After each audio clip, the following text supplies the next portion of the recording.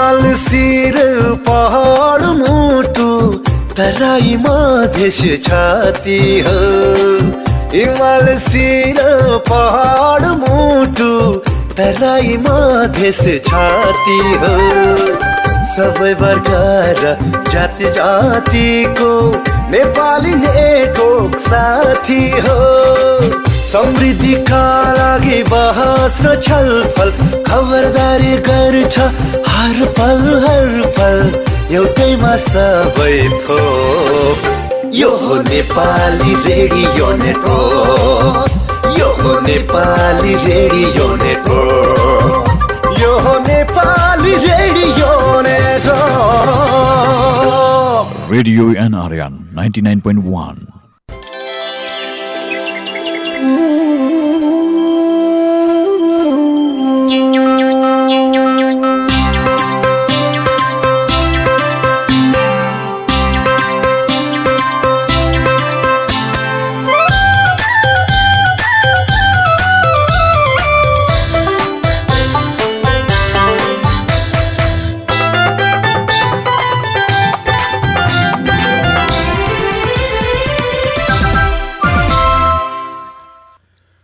आज विक्रम सम्वत 2078 साल साउन 12 गते मंगलबार ईस्वी सम्वत 27 जुलाई 2021 काठमाडौँमा रेडियो NRN 99.1 देशभर विभिन्न FM र संसारभर रेडियो NRN.com मार्फत प्रसारण भइरहेको नेपाली रेडियो नेटवर्कको नेपाली खबरमा गोमा परियार र सरोज कोइरालाको नमस्कार। किशोर किशोरीका लागि 60 लाख फाइजर खोप किन्ने सम्झौता संक्रमणको दर फेरि बढ्यो असोज तेस्रो सातादेखि तेस्रो लहर आउने प्रक्षेपण एमालेमा अल्पकालीन युद्ध विरामको संकेत जसपाको आधिकारिकता यादव पक्षले पाएपछि ठाकुर पक्ष संकटमा माता बिना नै देउबालाई बहुमत लगायतका खबर आजका पत्रपत्रिकाको अघिल्लो पृष्ठमा छापिएका छन् भने गोरखापत्रमा छापिएको अन्तरिक्षीय उडान टोलीमा टासी सफल शीर्षकको खबरलाई आजको हामीले खास खबर बनाएका छौं। सोलुखुम्बुको टाक्सिन्दुका टासी छोग्याल शेर्पाले अन्तरिक्षमा पुग्ने यान निर्माण समूहमा सहभागी बनेर सफलता हात पार्नु भएको छ। अमेरिकाको गल्याक्टिक अन्तरिक्ष यात्राको सफल व्यावसायिक उडान भर्ने भर्जिन एयरको समूहमा रहेर सोलुखुम्बुका शेर्पाले यान निर्माणमा महत्त्वपूर्ण भूमिका निर्वाह गर्नुभएको हो। शेर्पा सहितको समूहले निर्माण गरेको यानले अन्तरिक्षको सफल उडान भरेको हो।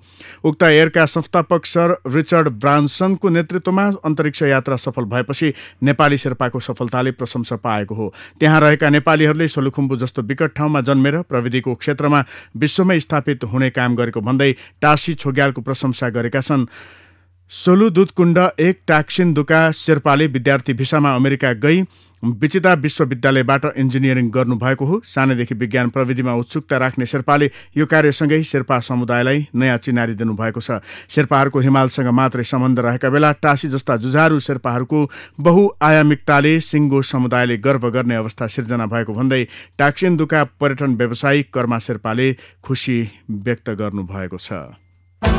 ड्याडी इन्डिया जाने मम्मी चाइना जाने दुवैजना फेसबुक र भाइबरमा जिरो अनि हामीले कसरी कन्ट्याक्ट गर्ने? तिमीहरू फेसबुक र भाइबरमा हिरो भएर के गर्ने? नेपाल टेलिकमले ल्याएको सेवा सुविधाको बारेमा जिरो रहेछौ। अहिले नेपाल टेलिकमले रोमिङ सेवा ल्याएको छ। चाइना र इन्डियामा हाम्रो यही प्रिपेड मोबाइल मजाले चल्छ। बेला बेलामा कुरा गर्न केही समस्या छैन। हो र भने अनि कसरी चलाउने चाहिँ थाहा छ त? किन थाहा नहुनु? यो सेवा एक्टिभेट गर्नलाई *1415*7 र # डायल गर्नुपर्छ र उतैबाट रिचार्ज गर्न पनि मिल्छ। तिमीहरूलाई पनि अरू कुरा थाहा पाउन मन छ भने नेपाल टेलिकमको मोबाइल एप्स अथवा वेबसाइट हेरे हुन्छ। नेपाल टेलिकम राष्ट्रको संचार। यो आवाज हो नेपाली रेडियो नेटवर्कको र तपाईँ सुन्दै हुनुहुन्छ नेपाली खबर। नेपाली रेडियो नेटवर्कको नेपाली खबरमा अब पहिलो पृष्ठका खबर किशोर किशोरीका लागि 60 लाख फाइजर खोप किन्ने सम्झौता शीर्षकमा कान्तिपुरमा खबर छापिएको छ। सरकारले 12 देखि 18 वर्ष उमेर समूहका करिब 50 लाख जनसङ्ख्यालाई लक्षित गर्दै 60 लाख खोप खरिद गर्न लागेको छ। अमेरिकाको फाइजर एन्ड बायोटेक कम्पनीले उत्पादन गरेको खोप खरिद गर्ने सम्झौता समेत भएको छ। किशोर किशोरीका लागि आवश्यक 1 करोड डोज खोप मध्ये थप 40 लाख भने कोभ्याक्सको समन्वयमा ल्याउने तयारी भएको छ। 60 लाख खोप खरिद गर्न फाइजरसँग एग्रिमेन्ट भइसक्यो। थप 40 लाख डोज भने कोभ्याक्स अन्तर्गत साझेदारी सहुलियतमा ल्याउने गरी प्रस्ताव तयारी भएको छ। मन्त्रालयले बताएको छ खोप ल्याउन 6 देखि 9 महिना लाग्ने देखिएको छ। सरकारले पुससम्म खोप उपलब्ध गराउन आग्रह गरे पनि कम्पनीले ढिलोमा सन् 2022 को अप्रेल वैशाखसम्म दिन सक्ने जनाएको छ। फाइजर कम्पनीबाट खोप खरिद गर्न आवश्यक रकमका लागि विश्व बैंकसँग ऋण सम्झौताको तयारी समेत भइसकेको छ। यसको अधिकार स्वास्थ्य सेवा विभागका महानिर्देशकलाई दिएको छ। खरिद सम्झौतामा अर्थ मन्त्रालय समेत सहमत रहेको स्वास्थ्य मन्त्रालयले जनाएको छ। स्वास्थ्य राज्यमन्त्री उमेश श्रेष्ठले विश्व बैंकसँग सम्झौता गर्न महानिर्देशकलाई अधिकार दिने निर्णय गराएका छन्। विभागले खोप खरिद गर्न अन्य कम्पनीलाई पनि पत्राचार गरेको थियो, तर फाइजर सकारात्मक भएपछि प्रक्रिया अघि बढेको छ। नागरिक दैनिकले फेरि बढ्यो संक्रमण शीर्षकमा खबर छापेको छ। गत 24 घण्टामा कोरोना संक्रमण दर अघिल्लो दिनको तुलनामा बढेको छ। आइतबार संक्रमण दर 17% रहेकोमा सोमबार बढेर 19.8% पुगेको छ। गत 24 घण्टामा परीक्षण भएका 17,272 नमुनामध्ये 3,421 जनामा कोरोना पुष्टि भएको छ। यो अघिल्लो दिनको तुलनामा झण्डै 1200ले बढी हो। आइतबार 2,237 जनामा संक्रमण पुष्टि भएको थियो। सोमबार पुष्टि भएका समेत गरी नेपालमा संक्रमितको कुल संख्या 7,38,918 पुगेको छ। तीमध्ये दोस्रो लहर अवधिमा 4,73,345 जनामा संक्रमण पुष्टि भएको हो। काठमाडौँ उपत्यका सहितका केही जिल्लामा संक्रमण बढिरहेको तथ्याङ्कले औल्याएको छ। स्वास्थ्य मन्त्रालयको तथ्याङ्क अनुसार गत 24 घण्टामा कास्कीमा 144, काठमाडौँमा 468, ललितपुरमा 89, भक्तपुरमा 67, मोरङमा 183 र झापामा 63 जनामा संक्रमण पुष्टि भएको छ। 11 जिल्लामा 500 भन्दा बढी सक्रिय संक्रमित भेटिएका छन्। यता राजधानी दैनिकमा असोज दोस्रो सातादेखि तेस्रो लहर आउने प्रक्षेपण शीर्षकमा खबर छापिएको छ। सरकारले कोरोना संक्रमण दर उतार चढाव भइरहँदा दैनिक संक्रमित संख्या नघटे असोज दोस्रो सातादेखि तेस्रो लहर आउन सक्ने प्रक्षेपण गरेको छ। तेस्रो लहरको जोखिममा बालबालिका र खोप नलगाएका व्यक्ति पर्ने स्वास्थ्य तथा जनसंख्या मन्त्रालयको आकलन रहेको छ। स्वास्थ्य मन्त्रालयका सचिव लक्ष्मण अर्यालले पछिल्ला साताको स्थिर संक्रमणको आधारमा आगामी 5 महिनामा 1,93,856 नयाँ संक्रमित थप्ने सम्भावना रहेको जनाएका छन्। सम्भावित तेस्रो लहरमा बालबालिका लगायत खोप लगाउन नपाएका व्यक्ति बढी जोखिममा पर्ने सम्भावना देखिन्छ, उनको भनाइ छ। स्वास्थ्य मन्त्रालयका अनुसार कम्तीमा 60% जनसंख्यालाई खोप लगाएमा कोरोना नियन्त्रण गर्न सकिनेछ। हालै झण्डै 7% नागरिकले मात्रै खोप लगाएका छन्। संक्रमण दर बढ्दै गए 38,771 जना संक्रमितलाई अस्पताल भर्ना गरी उपचार गर्नुपर्ने र सोमध्ये 9,793 जनालाई सघन उपचार गर्नुपर्ने स्वास्थ्य मन्त्रालयले तयार पारेको द्रुत कार्ययोजनामा उल्लेख छ। कोरोना संक्रमणको तेस्रो लहरलाई मध्यनजर गर्दै स्वास्थ्य पूर्वाधार तयारी थालिएको छ।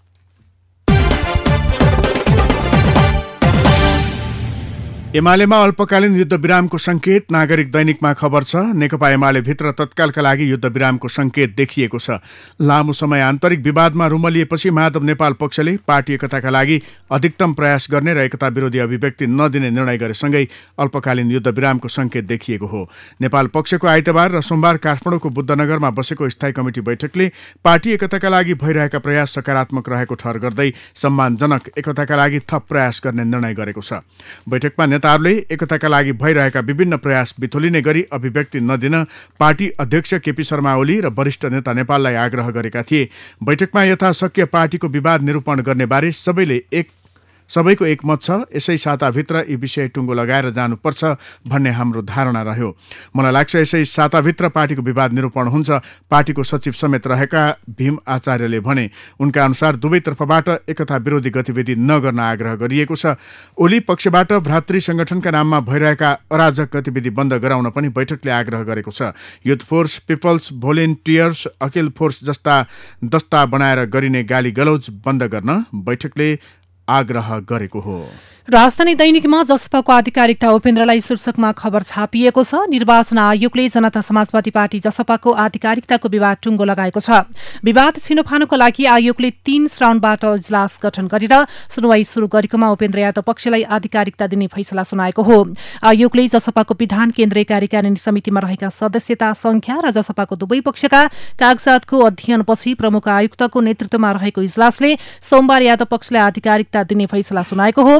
आयोगले राजनीतिक दल सम्बन्धी ऐन 2073 को दफा 44 को उपदफा 6 अनुसार विवाद टुङ्गो लगाएको जनाएको छ। आयोगले सोमबार दल सम्बन्धी कानून अनुसार जसपाको केन्द्रीय कार्यकारिणी समितिमा रहेका सदस्यहरूलाई नागरिकता सहित आयोग बोलाएर शनाखत गरेको थियो।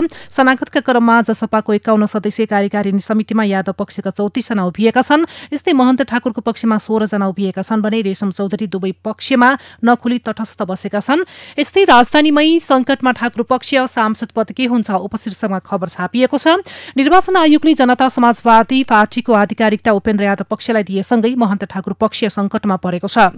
ठाकुर पक्षमा 16 जना कार्यकारिणी सदस्य मात्र रहेपछि 34 सदस्य भएको यादव पक्षले जसपाको आधिकारिकता पाएकोमा ठाकुर पक्ष अब दल विभाजन नभई नयाँ दल दर्ताको प्रक्रियामा जानुपर्ने भएको छ। ठाकुर पक्ष नयाँ दल दर्ताको प्रक्रियामा गएपछि सो पक्षमा रहेका सांसदको पद पनि दरापमा पर्ने देखिएको छ। यस्तै राजधानी दैनिकमै ठाकुर महतो पक्षसँग अब 3 विकल्प उपशीर्षकमा खबर छापिएको छ। निर्वाचन आयोगले उपेन्द्र यादव पक्षलाई जनता समाजवादी पार्टी जसपाको आधिकारिकता दिएपछि अब अध्यक्ष महन्त ठाकुर पक्षसँग 3 वटा विकल्प रहेका छन्। नेताहरूका अनुसार पार्टी कार्यकारिणी समितिका सदस्यहरूको शनाखत पश्चात निर्वाचन आयोगले बहुमत रहेका यादव पक्षलाई आधिकारिकता दिएपछि सो पक्षसँग पहिलो विकल्पका रूपमा पार्टी आधिकारिकता सम्बन्धी अदालतमा दिएको रिट सम्बन्धी निवेदन रहेको छ। सो रिट निवेदनबारे आफूहरूलाई छलफलका लागि 15 श्रावणमा बोलाएकाले सो छलफल पश्चात टुङ्गोमा पुग्न सकिने ठाकुर र अर्का नेता राजेन्द्र महतो निकटका नेता लक्ष्मणलाल कर्णले बताएका छन्। यता शेरबहादुर देउवा नेतृत्वको सरकार निर्माणमा निर्णायक भूमिकामा रहेको एमालेको माधव नेपाल समूह विनय पनि संसदमा सरकारको बहुमत पुग्ने भएको छ। निर्वाचन आयोगले जसपा अध्यक्ष उपेन्द्र यादव पक्षलाई आधिकारिकता दिएपछि एमालेको नेपाल समूह विनय देउवा नेतृत्वको सत्ता गठबन्धनको संसदमा बहुमत पुग्ने भएको हो। प्रधानमन्त्री देउवाका लागि यो ठूलो राजनीतिक नैतिक बल हो। महन्त ठाकुर र राजेन्द्र महतो पक्षसँग अब जसपामै रहने वा नयाँ पार्टी बनाउने 2 विकल्प छन्। महन्त राजेन्द्रले यी दुवै विकल्प मध्ये जुन रोजे पनि संसदमा देउवा नेतृत्वको सरकार बहुमतमा रहनेछ। सत्ता गठबन्धनका लागि यो निकै अर्थपूर्ण राजनीतिक परिघटना हो। यो अङ्कगणितको बलमा सरकारले संसदमा बहुमतबाटै विधेयक पास गर्न सक्छ। अध्यादेशको भर पर्नु पर्दैन। माधव विनय देउवा बहुमतमा शीर्षकमा नयाँ पत्रिकामा खबर छापिएको छ। कांग्रेस क्रियाशील सदस्यता सभापतिले आज प्रतिवेदन बुझाइदै शीर्षकमा गोरखापत्रमा खबर छापिएको छ। नेपाली कांग्रेसको क्रियाशील सदस्यता विवादले अब निकास पाउने भएको छ। क्रियाशील सदस्यताको छानबिन गर्न गठित समितिले आफ्नो जिम्मेवारी पूरा गरी मंगलबार आज पार्टी सभापति शेरबहादुर देउवा समक्ष अन्तिम प्रतिवेदन बुझाउने तयारी भएको छ। झण्डै 5 महिनाको निरन्तर छानबिनपछि समितिले आफ्नो जिम्मेवारी पूरा गरी प्रतिवेदन बुझाउन लागेको समितिले जनाएको छ। पार्टीको केन्द्रीय समितिले असार 20 गतिसम्म छानबिन कार्य पूरा गर्न समितिलाई समयसीमा दिए पनि विवाद बढेपछि कांग्रेसको पदाधिकारी बैठकले समितिको म्याद असार मसान्तसम्म थप गर्दा पनि विवाद समाधान हुन नसकेपछि सभापति देउवाले तत्काल यसको समाधान गर्न र महाधिवेशनमा जुट्न निर्देशन दिनुभएको थियो। सभापतिको निर्देशनपछि केन्द्रीय सदस्य रमेश लेखकको संयोजकत्वमा गठित समितिले आफ्नो कार्य पूरा गरेको जानकारी सो समितिले दिएको छ। यसैबीच कांग्रेसका सभापति देउवाले मंगलबार पार्टी पदाधिकारी तथा पूर्व पदाधिकारीको बैठक बोलाउनु भएको छ। पार्टीको क्रियाशील सदस्यताको अन्तिम निकास निकाल्नुका साथै महाधिवेशनको आवश्यक तयारी समेत गर्न पदाधिकारी बैठक बोलाइएको पार्टीका मुख्य सचिव कृष्ण प्रसाद पौडेलले जानकारी दिनुभएको छ। संविधानका कतिपय प्रावधानलाई संशोधन गर्नुपर्ने आवाज उठ्दै रविन्द्र मिश्रको नयाँ प्रस्ताव संहिता खारेजी धर्मनिरपेक्षताबारे जनमत संग्रह शीर्षकमा हिमालय टाइम्सले खबर लेखेको छ। नेपालको संविधान 2072 उल्लेखित कतिपय प्रावधानका विषयमा पुनर्विचार गर्नुपर्ने बहस सुरु हुन थालेको छ। खास गरी वर्तमान संविधानका धर्मनिरपेक्षता, संहिता, गणतन्त्र र समावेशिता जस्ता प्रावधानलाई प्रमुख उपलब्धि मानिएको छ।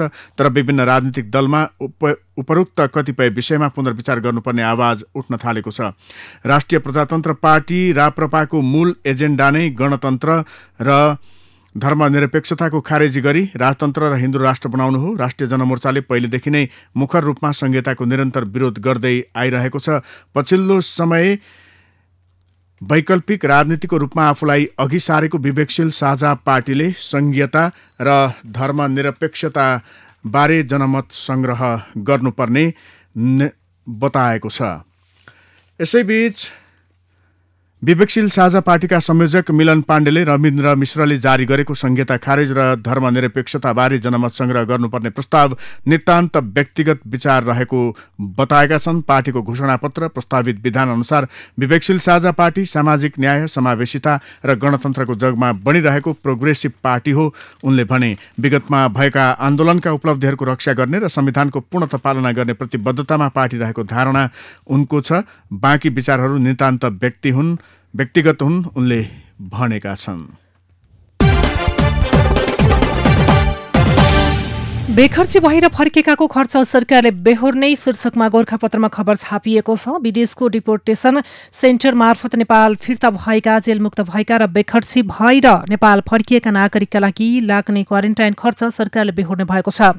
मन्त्री परिषदको सोमबार सिंहदरबारमा बसेको बैठकले त्यस कामका लागि श्रम, रोजगार तथा सामाजिक सुरक्षा मन्त्रालयलाई जिम्मेवारी दिने र आवश्यक पर्ने रकम अर्थ मन्त्रालयले निकासा गर्ने निर्णय गरेको छ। सरकारका प्रवक्ता तथा कानून न्याय तथा संसदीय मामिला मन्त्री ज्ञानेन्द्र बहादुर कार्कीले आगामी दिनका लागि उपयुक्त स्थानमा क्वारेन्टाइन सञ्चालन गरिने निर्णय गरिएको पनि जानकारी दिनुभएको छ। यस्तै गोरखापत्रमा चैत्रसम्म 3 करोड मात्रा खोप आउने शीर्षकमा खबर छापिएको छ। सरकारले आगामी चैत्रसम्म 3 करोड मात्रा भन्दा बढी कोरोना विरुद्धको खोप ल्याउने तयारी थालेको छ। 12 वर्ष भन्दा माथिकालाई समेत खोप सेवा प्रदान गर्ने गरी सरकारले यस्तो तयारी थालेको हो। स्वास्थ्य तथा जनसङ्ख्या मन्त्रालय नीति योजना तथा अनुगमन महाशाखाका प्रमुख डाक्टर गुरुनाज लोहनीले आगामी असोजदेखि चैत्रसम्म 3 करोड 23 लाख मात्रा खोप ल्याउने गरी तयारी अगाडि बढेको जानकारी दिनुभएको छ।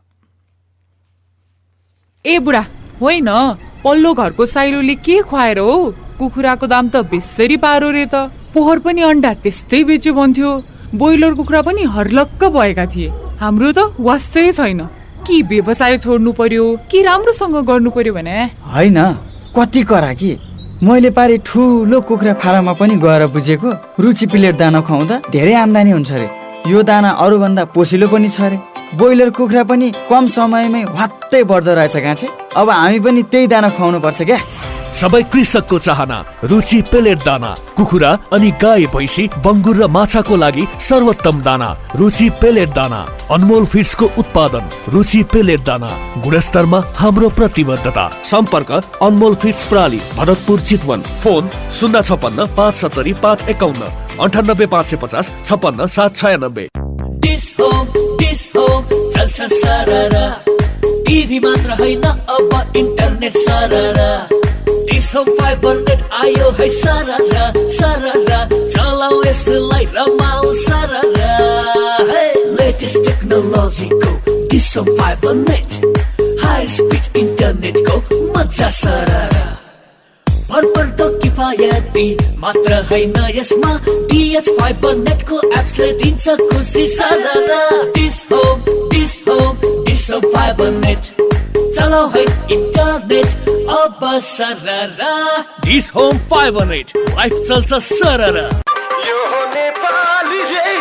यो आवाज हो नेपाली रेडियो नेटवर्कको र तपाईँ सुन्दै हुनुहुन्छ नेपाली खबर।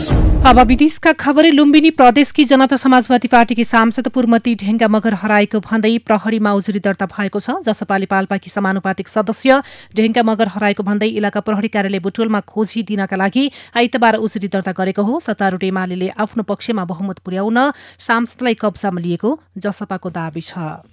सरकारले आयोग नै बनाएर जग्गा वितरण गर्न लागेको 30 वर्ष भएको छ। 2048मा शैलजा आचार्यको नेतृत्वमा आयोग गठन भए यता 7 आयोग बनेका छन्। अहिलेसम्म 1,54,800लाई जग्गा वितरण भएको छ। तर अहिले बनेको आयोगमा 11,80,000 परिवारको निवेदन परेको छ। सरकार परिवर्तनपछि राजनीतिक नियुक्ति नै दिएर आयोग गठन हुँदै आएका छन्।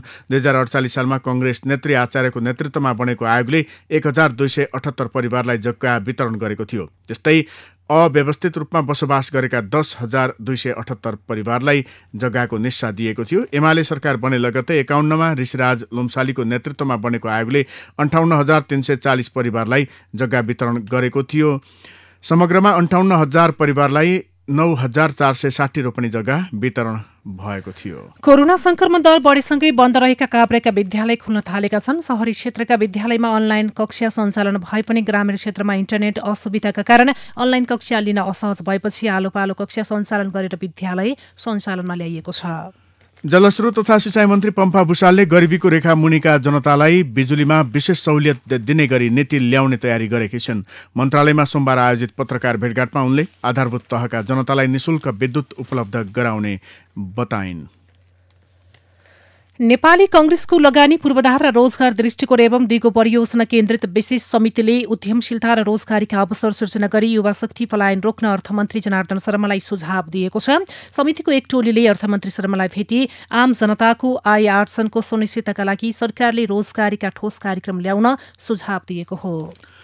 कोरोना महामारीबाट अत्याधिक प्रभावित उद्योग व्यवसायलाई लक्षित गरी गत आर्थिक वर्ष सुरु गरिएको पुनर्कर्जा कार्यक्रम अन्तर्गत एक वर्षमा 1,49 करोड रुपैयाँ भन्दा बढी लगानी स्वीकृत भएको छ। नेपाल राष्ट्र बैंकले गत वर्षको मौद्रिक नीति मार्फत घोषणा गरेको उक्त कार्यक्रमलाई उद्योगी व्यवसायले अवसरका रूपमा लिँदा ठूलो रकम लगानी भएको सम्बद्ध अधिकारी बताउँछन्। कोरोना महामारीका कारण उद्योग व्यवसाय प्रभावित भएको भन्दै व्यवसायीले सहुलियत प्याकेज मागेका थिए। अमर्यादित व्यापारिक क्रियाकलाप गर्ने व्यापारिक फर्मलाई सरकारले करिब 3.25 करोड रुपैयाँ जरिवाना गरेको छ। बजारमा उपभोक्तासँग सरको मूल्य लिने, अखाद्य वस्तु बिक्री वितरण लगायत गलत व्यावसायिक क्रियाकलाप गर्ने फर्महरूलाई वाणिज्य आपूर्ति तथा उपभोक्ता संरक्षण विभागले 3,33,70,000 रुपैयाँ जरिवाना गरेको हो। सर्वोच्च अदालतले प्रतिनिधि सभा पुनर्स्थापना गरेसँगै मिलेनियम च्यालेन्ज कर्पोरेसन एमसीसीमा फेरि चर्चा सुरु भएको छ। तत्कालीन प्रधानमन्त्री केपी शर्मा ओली 2 पटकसम्म प्रतिनिधि सभा विघटन गरेपछि एमसीसी बहस बिस्तारै चलाएको थियो। एमसीसीको भविष्यबारे अहिलेसम्म टुङ्गो लागेको छैन। नेपाल राष्ट्र बैंकले देशभरका लघुवित्त वित्तीय संस्थाहरूको लाभांश वितरणलाई साँघुरो बनाएको छ। राष्ट्र बैंकले सोमबार नेपाल राष्ट्र बैंकबाट घ वर्गका लघुवित्त वित्तीय संस्थाहरूलाई जारी गरिएको एकीकृत निर्देशन 2077 मा संशोधन परिमार्जन थप व्यवस्था सम्बन्धमा नयाँ निर्देशिका जारी गर्दै लाभांश वितरणमा कडाई गरेको हो। अब शेयर बजार नेप्सेमा झिनो अङ्कले करेक्सन आएको छ। अघिल्लो दिन आइतबार अल टाइम हाई बनाएको नेप्से करेक्सन हुन पुगेको छ। नेप्से उच्च अङ्कले बढेपछि सामान्य करेक्सन आउनु शेयर बजारका लागि सामान्य मान्य गरिन्छ। लगानीकर्ता मौद्रिक नीतिको पर्खाइमा रहेको देखिएको छ। कोरोनाको महामारी फैलिएको बेला घरमै बसी प्रयोग गरौँ डिजिटल ब्याङ्किङ सेवा। स्वस्थ रही आफू बचाउ अरूलाई नै बचाउ। डिजिटल ब्याङ्किङ सजिलो छ, नेपाल ब्याङ्क नै रोजौँ, नेपाल ब्याङ्क नै रोजौँ। हजुर, कोरोना महामारीबाट आफू पनि बचाउ अरूलाई पनि बचाउ। नेपाल ब्याङ्क लिमिटेड, नेपालको पहिलो ब्याङ्क। यो आवाज हो नेपाली रेडियो नेटवर्कको र तपाईँ सुन्दै हुनुहुन्छ नेपाली खबर। अब विदेशका खबर। ट्युनिसियाका राष्ट्रपतिले त्यहाँको संसद निलम्बन गर्दै प्रधानमन्त्रीलाई पनि बर्खास्त गरेका छन्। ट्युनिसियाका राष्ट्रपति काइस सैदले आइतबार त्यहाँका प्रधानमन्त्रीलाई बर्खास्त गरेका हुन्। त्यस लगतै उनले त्यहाँको संसद पनि निलम्बन गरेको बताइएको छ। आइतबार राति उनले त्यहाँका प्रधानमन्त्री हाइचेम मेकिचीलाई बर्खास्त गरेका थिए। राष्ट्रपति काइस सैदले आइतबार राति चालेको यो कदमको जानकारी ट्युनिसियाका राष्ट्रपतिको आधिकारिक फेसबुकमा भिडियो राखेर दिएको थियो। त्यसपछि त्यहाँको सरकारको नेतृत्व पनि उनी आफैले गरेका छन्। अब खेल खबर। विश्व खेलकुदको कुम्भ मेला 32औं संस्करणको ग्रीष्मकालीन ओलम्पिक टोकियो ओलम्पिक 2020 को तेस्रो दिनको खेल सकिँदा आयोजक जापान पदक तालिकाको शीर्ष स्थानमा उक्लिएको छ। सुरुवाती 2 दिन चीन अग्रस्थानमा रहे पनि तेस्रो दिन चीनले कुनै स्वर्ण जित्न नसकेपछि जापानले अग्रता लिएको हो। अब विचार विश्लेषणको पालो। खाँचो नैतिकता र इमान्दारिताको शीर्षकमा राजधानी दैनिकले सम्पादकीय छापेको छ। अहिले पनि नेपाली शासक प्रशासक रात दिन काम गरेर जनताका असीमित आवश्यकता पूरा गराउन र सिङ्गो मुलुकलाई छोटो समयमा नै कायापलट गराउने अभियानमा होमिन सकेका छैनन्। यसमा उनीहरूको व्यक्तिगत स्वार्थ र लोभले बढी काम गरिरहेको छ। साँच्चै नै मुलुक बनाउने हो भने अब काम र जिम्मेवारी वहन नगर्ने तर सुविधा मात्रै खोजिरहने र भ्रष्टाचार अनियमिततामा रमाइरहन चाहने राजनीतिक नेतृत्व मन्त्रीहरू र कर्मचारी तन्त्रको प्रवृत्तिमा आमूल सुधार जरुरी छ। नैतिक सिद्धान्त, अनुशासन र इमान्दारिता सम्बन्धी सिद्धान्तको पालना हुने अवस्थाको सिर्जना गर्ने विभिन्न संस्था, प्रणाली, अवस्था र उपकरणलाई नै नैतिकता र सदाचारको पूर्व शर्तका रूपमा लिन सकिन्छ। यसका लागि राजनीतिक प्रतिबद्धता, असल आचार संहिता, व्यावसायिक सामाजिकीकरण, स्वार्थहीनता, सच्चरित्रवान, वस्तुपरकता, जवाफदेहिता, खुलापन, इमान्दारिता र असल नेतृत्व शैली हुन आवश्यक छ। नयाँ पत्रिकामा सिद्धान्त र संस्कारविहीन राजनीतिका प्रभाव शीर्षकमा श्याम मैनालीको विचार छापिएको छ। सम्मानित सर्वोच्च अदालतले पटक पटक संविधान अतिक्रमण नगर्न सतर्क गराउँदा समेत तत्कालीन प्रधानमन्त्री केपी शर्मा ओली र राष्ट्रपति विद्यादेवी भण्डारीबाट संविधान प्रतिकूल गरेका कामले देशमा अस्थिरता निम्त्याउँदै गयो। आफैले विघटन गरेको प्रतिनिधि सभामा आफैलाई विश्वासको मत माग्न ओलीजीलाई थोरै मात्र पनि संकोच भएन। सभाले उहाँलाई स्पष्ट रूपमा अस्वीकार गर्दा समेत पद प्रतिको आसक्तिले गर्दा उहाँले आफ्नो विगत र वर्तमान समेत धमिल्याउने कार्य गर्नुभयो। उहाँको राजनीतिक कदको उचाइ उहाँकै पदमोहले घटाएको हो। विधि, पद्धति, लोकतन्त्र र संविधानको सम्मान गर्दा विश्वमा कुनै पनि राजनेताको अवमूल्यन भएको छैन र हुँदैन पनि। तर ओलीजीमा एक्लै हिँड्ने मनोदशाको विकास भयो। उहाँले आफूलाई मात्र नभई राष्ट्रपतिलाई समेत विवादमा मुछ्ने कार्य गर्नुभयो। त्यो उहाँको ठूलो राजनीतिक भूल थियो। अदालतले ओलीजी र राष्ट्रपतिका त्रुटिहरूको लेखाजोखा राम्ररी गरी लोकतन्त्रको पक्षमा निर्णय दिएको छ। ओलीजी सरकारबाट हट्नु या रहनुभन्दा पनि ओली प्रवृत्तिले नेपालको राजनीतिबाट मुक्ति पाउन जरुरी थियो। राष्ट्रपतिले पनि नेपाली जनता समक्ष आफूबाट भएका गल्ती, कमजोरीलाई स्वीकार्दै भविष्यमा यस्ता गल्ती नदोहोरिने प्रतिबद्धता व्यक्त गर्न सके। यसबाट उहाँको उचाइ बढ्ने नै थियो। लोकतन्त्रमा जनता सबैभन्दा सम्मानित हुन्छन्। यस्ता जनतासँग आफ्ना कमी कमजोरीबारे आत्मलोचना गर्नु बुद्धिमानी ठहर्छ। अब नागरिक स्वयंले संस्कारविहीन राजनीति, राजनीतिक दल र राजनीतिज्ञलाई तह लगाउन सक्नुपर्छ। अन्यथा नेपालको लोकतन्त्र जनताका लागि सदैव प्रत्युत्पादक सिद्ध भइरहनेछ। अब पाठक मञ्चको पालो। कैलाली धनगढीकी नम्रता रावल लेख्नुहुन्छ, कैलाली र कञ्चनपुरमा यति बेला मलको हाहाकार छ। सामान्यतः धान रोपेको 1 महिनाभित्रै युरिया मल हालिसक्नु पर्नेमा यसपटक मल अभावका कारण अहिलेसम्म धानमा युरिया हाल्न पाइएको छैन।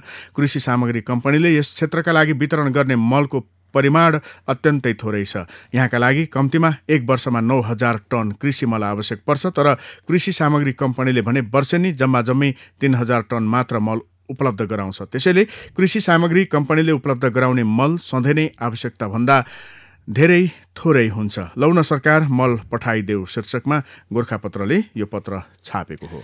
हवस् त अहिलेको नेपाली खबर यति नै। नेपाली रेडियो नेटवर्कमा यसपछि पत्रकार सिधमलाको साथमा नेपाली बहस सुन्न सक्नुहुनेछ। नेपाली रेडियो नेटवर्क सुन्दै गर्नुहोला।